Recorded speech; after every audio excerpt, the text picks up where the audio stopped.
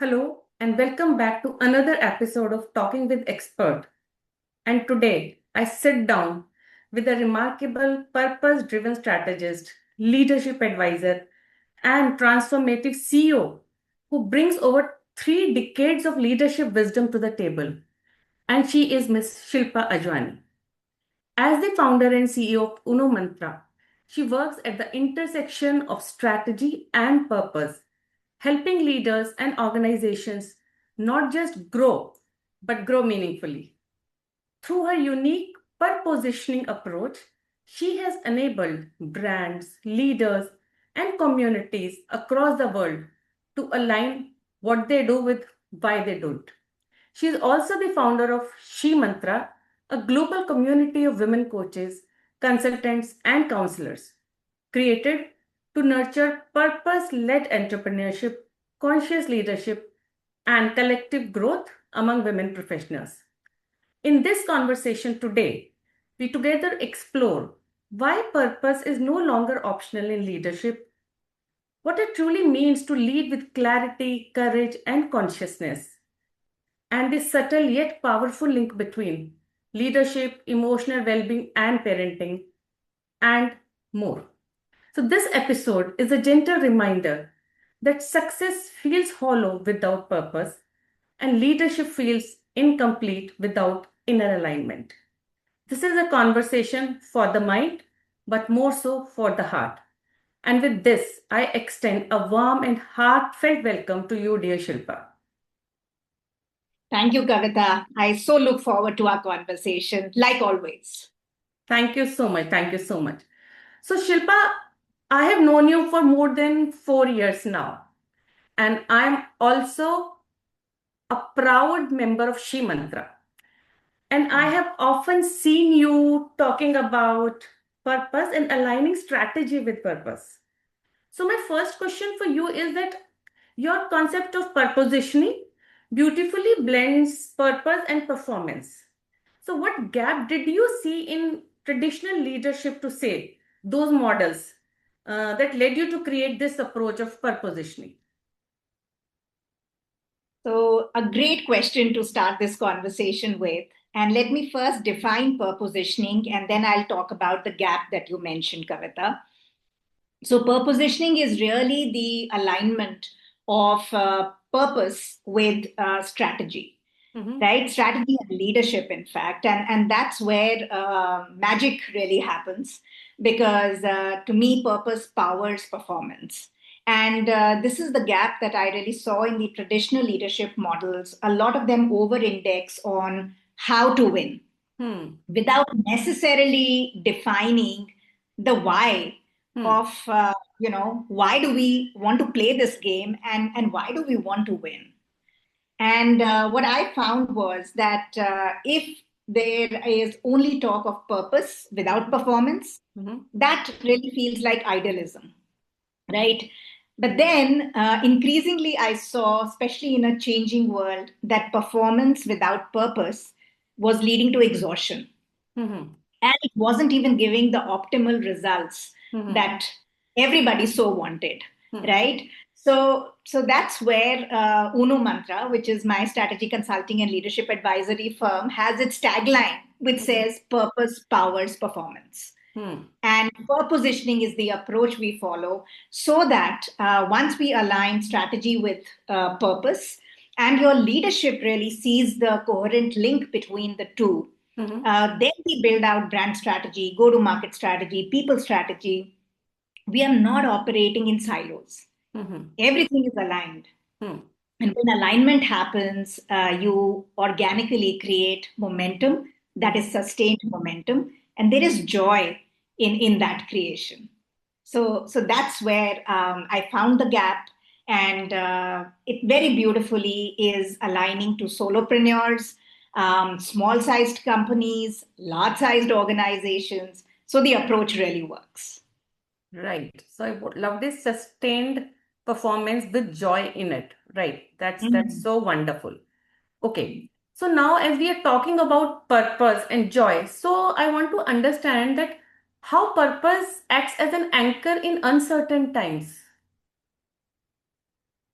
So we today are living increasingly so in very disrupted times, Kavita. And when we talk about leaders and entrepreneurs, increasingly every morning when they get up, they don't know what will hit them Hmm. today, right? So the level of disruption, uncertainty is also leading to a lot of fear and anxiety, which actually is paralyzing a lot of leaders in terms of, which way do we go?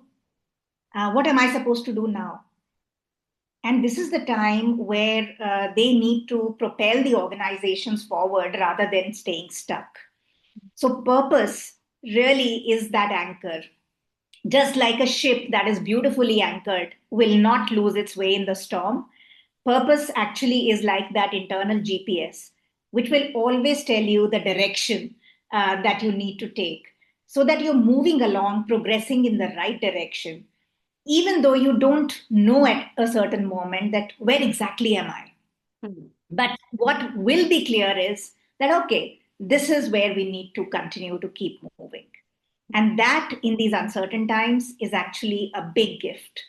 And those who have that purpose, they are led by that purpose, they continue to make a lot more progress than those who have to create something new and find a new way every day.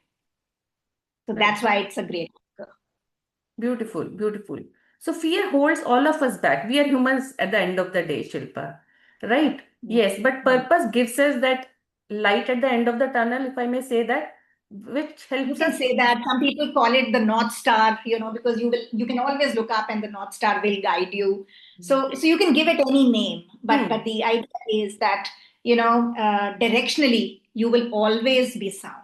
Right, right. So we'll be guided by purpose, right, in the right direction.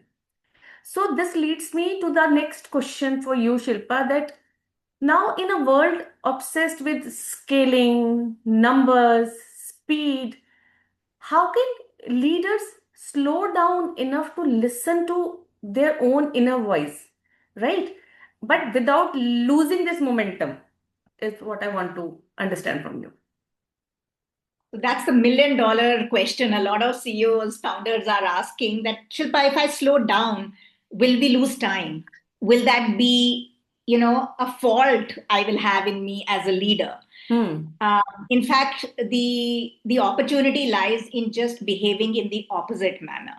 So, sustained momentum really comes when the leader is clear, right? Clarity leads to sustained momentum, and to Hmm. really, move forward with clarity, Hmm. one does need to pause, Hmm. and that's what I tell people that take that pause, take a deep breath. Hmm. Uh, and when we silence our minds, we really start to observe a whole lot of things we have not really been observing.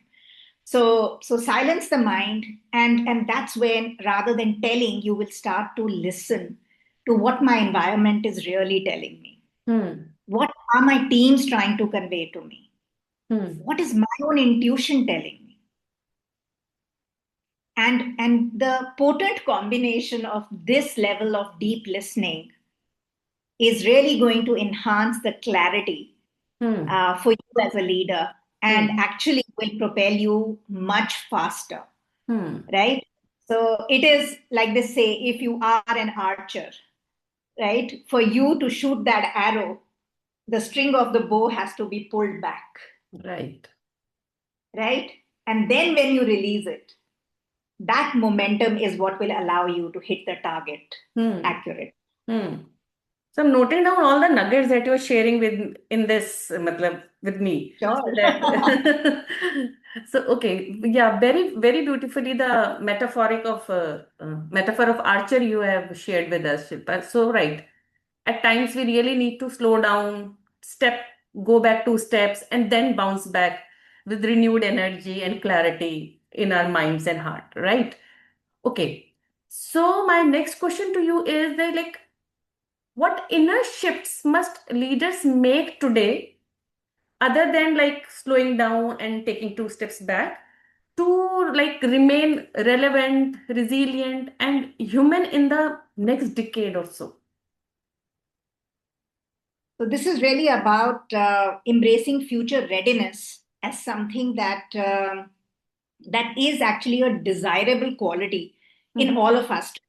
The pace of change is not going to slow down; it will only multiply and grow exponentially. Mm-hmm. The good news is that we can start to brace ourselves, Kavita, and being such a trained psychologist yourself, you understand that this is really about also how do you prepare your mindset, and to that I say prepare your skill set and have the right tool set, and the Mm-hmm. combination of these three together will be again I use the word alignment. When there is alignment Mm-hmm. in the mindset, skill set, and tool set with what are the needs this environment is throwing up at you, Mm-hmm. that's where you really start to embrace the change and not remain fearful, because you know that I have it in me. And that's a very empowering way to look at it, that if there is change, then I'm able to keep pace with this change. And even if today I'm not able to keep pace, I've not lost time. I can be resourceful Mm-hmm. and continue to stay ahead of the game by being future ready. So there Mm-hmm. are three things very quickly I want to say that leaders today need to work with this, and there is this tension, we call it the leadership tension, Mm-hmm. between should I be a power holder or a power sharer, Okay. right? So and that's why there is this tension, because neither is bad by itself. You just have to understand situationally what kind of a leadership call do you need to take, and Mm-hmm. and that will decide on what style to exhibit in that moment. So the first one is power holder versus power sharer. Mm-hmm. The second is, should I be an intuitionist or should I be an analyst? Mm-hmm. Which means, should I really rely on my gut, Mm-hmm. right, to take certain decisions? And when should that be an appropriate way for me to show up as a leader, versus relying on data, on evidence? And that's the kind of leader we call as an analyst, right? Exhibiting that style. Mm-hmm. Right.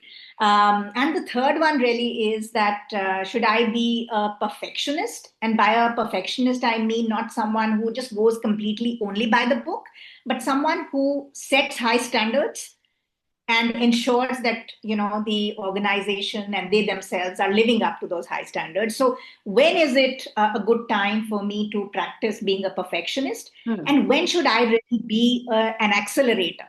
Because that is also the role of a leader, that I don't care so much about perfection as I right now care about the speed of doing things, so Mm-hmm. that we create the outcome that we want to create, even if it is like 80% or 90% of what we think it should be.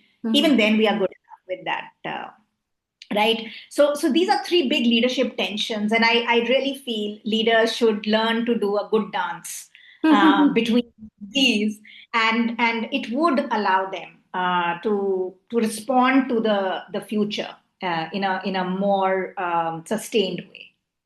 Right. Interesting, interesting. Leadership tension. Right. So now, as leaders have tension, coming to motherhood, parenting, mothers are Mm. not without tension. Right. Totally not. Yes. So, as a leader and as a mother, Shilpa, how Mm. has motherhood reshaped your definition of success? Wow. Um, I really feel motherhood makes you very honest.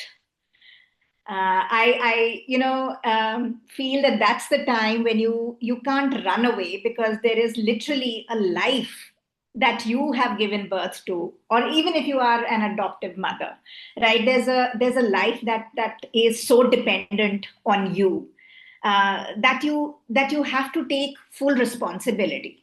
Hmm. And that's where you can't really lie to yourself. You can't make up things. You really have to be honest that this is what I know, this is what I don't know. Hmm. And have the courage to be vulnerable, to ask for support when you need that support. because you may not have all the answers, Hmm. and yet you have all the responsibility in a way, Hmm. right? So to me, I think it just really purifies you, and that can easily extend in terms of your leadership, where you understand that people who are under your care, Mm-hmm. right? Not under you, but under your care. They need a good mix of nurturing. They need a good mix of love. They also need to be inspired, and you can take that responsibility of showing them a better way of being, just like a mother, literally teaches everything to the child step by step by step, because coming from the womb into this big world is not an easy transition, right?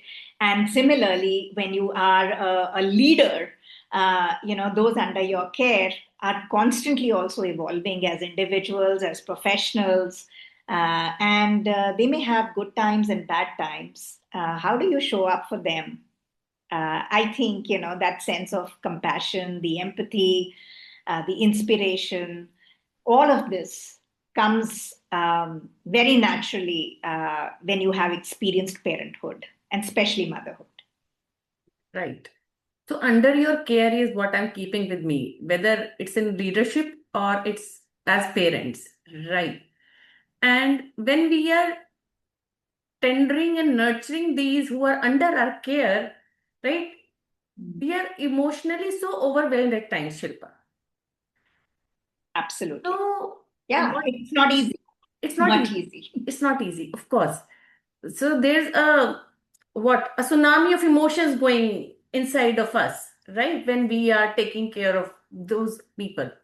So this leads me to the next question is like, what is one emotional skill you believe mothers must consciously develop today? And not just for their children, but for themselves as well. I would really say self compassion for the mother herself, Mm-hmm. uh, and compassion for a child who's growing up in a world that is quite crazy. It's a tough world today for a little one to grow into. But I think really starting with that sense of self compassion, because till the time you do not make that your starting point, you Mm-hmm. will constantly be on a guilt trip, Uh, because you will never feel you are enough. right. You will Right. end up comparing yourself with the ideals of motherhood that are sold to us, Hmm. right? You will compare yourself with other mothers who you think have done such an outstanding job, and collect even more guilt. And that somehow then doesn't allow you to show up as the best mother that you can be. So give yourself that grace, Hmm. and it really starts with that sense of compassion that, you know, this is what I Hmm. know today. If I Hmm. had known better, I would have done better.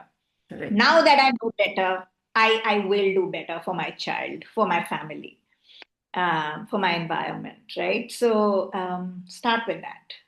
Right. So rightly, so rightly mentioned about self-compassion, and I also kind of 100% agree with you when you say that.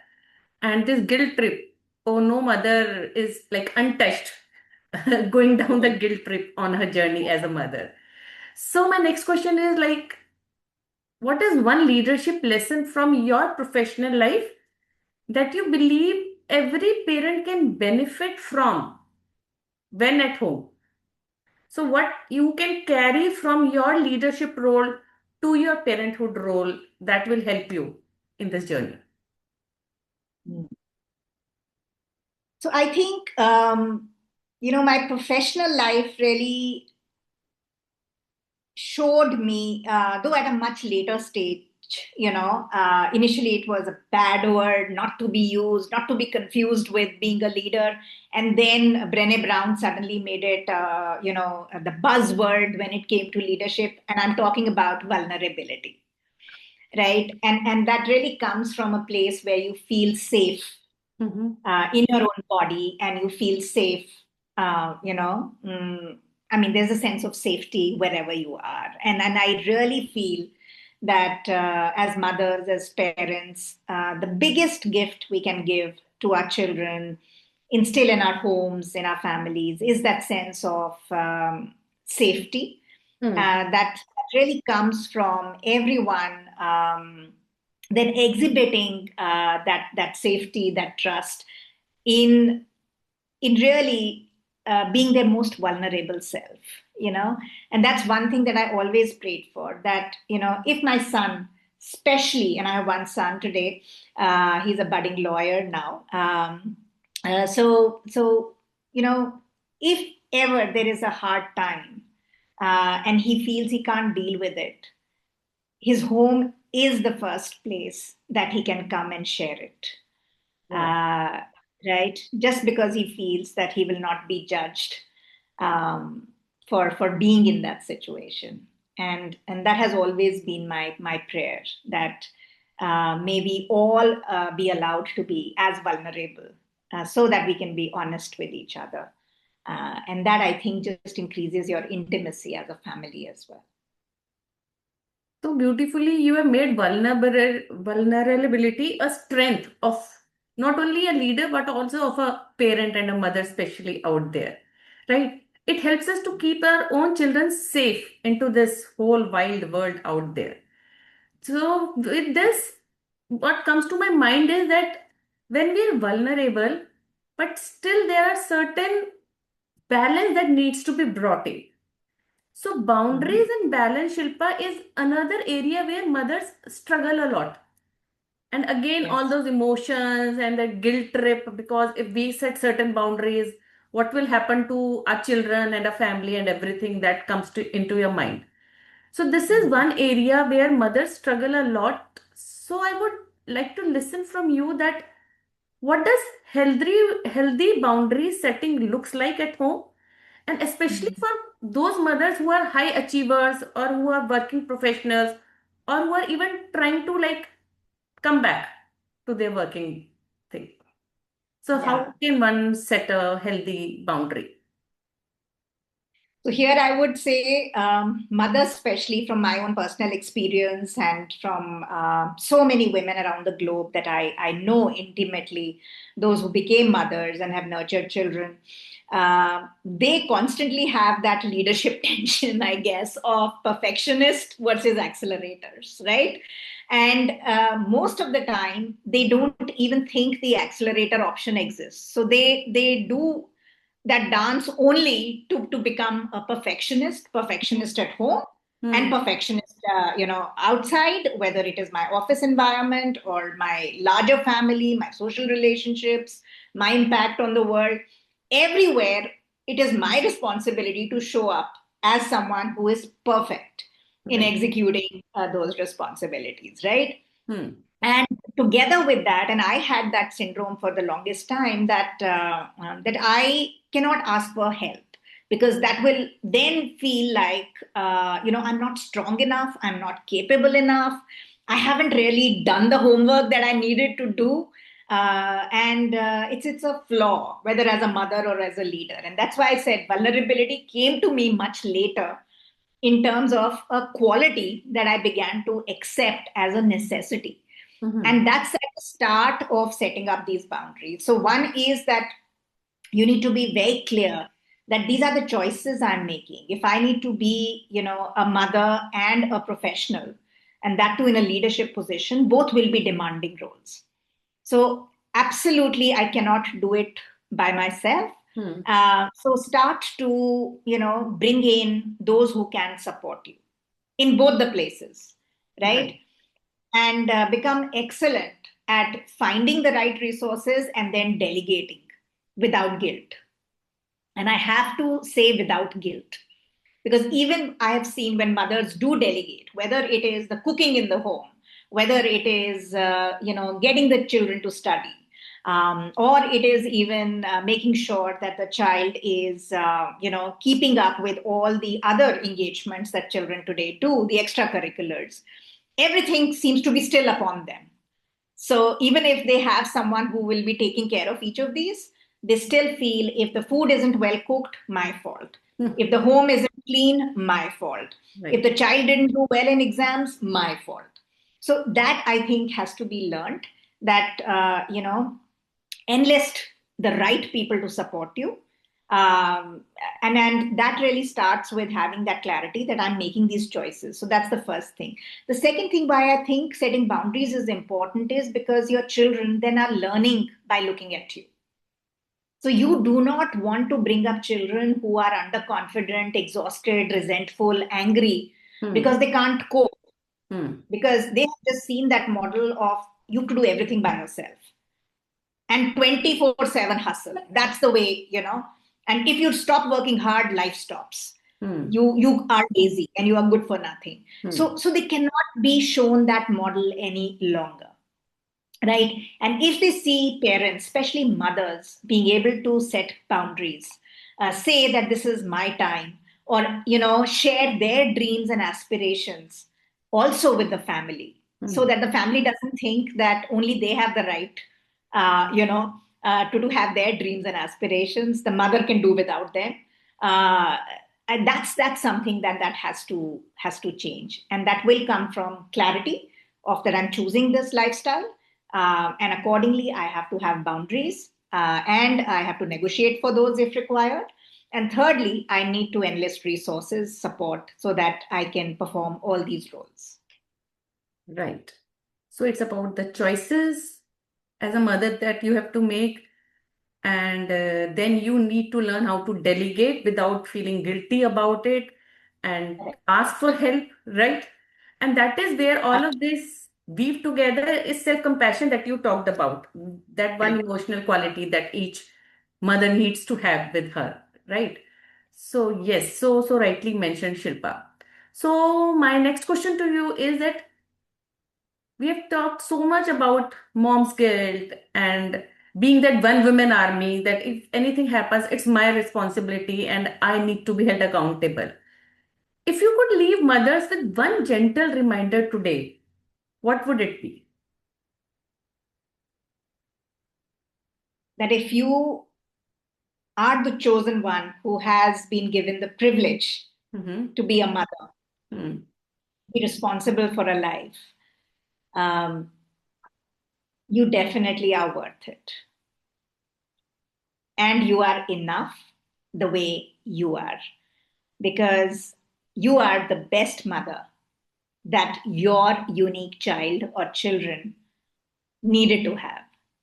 So enjoy it, and love yourself for the opportunity. And don't let comparison take away that joy and that love that you feel for yourself for being a mother. That's what I would say. Beautiful, beautiful reminder to leave with all the mothers out there. And with this, now we arrive at the end of today's talk, Shilpa. But before I wrap it up for the viewers, I have few quick questions for you to reflect on.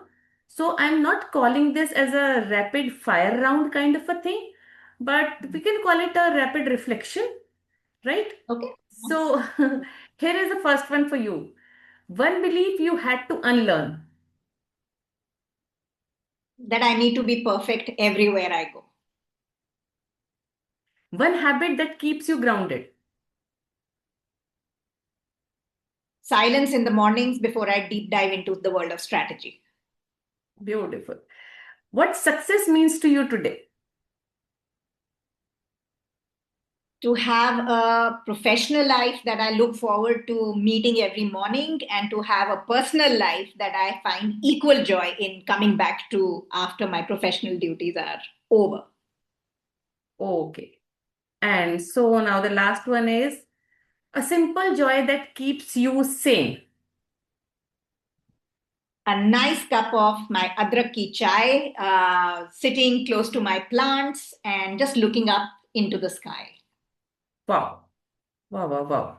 So that was really fast, right? So thank you so much for sharing your wisdom, your experiences, and your heart so openly. So conversations like these remind us that leadership is not just about titles and parenting is not about perfection. It's about awareness, intention, and presence. And to True. everyone watching, Thank you for giving us your time, your attention, and your openness.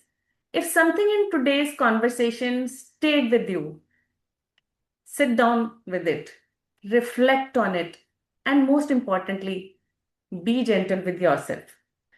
And this space exists to remind you that mental health, emotional well being, and inner alignment matter no matter where you are in your life. And if this conversation resonated, please like and share it with someone who may need it. Subscribe to the channel for more mindful and heart led conversations. And tell us what topics you would like us to explore next in the comment section below. So until we meet again, take care of your mind, listen to your heart, and keep choosing what feels true for you. Thank you so much. See you.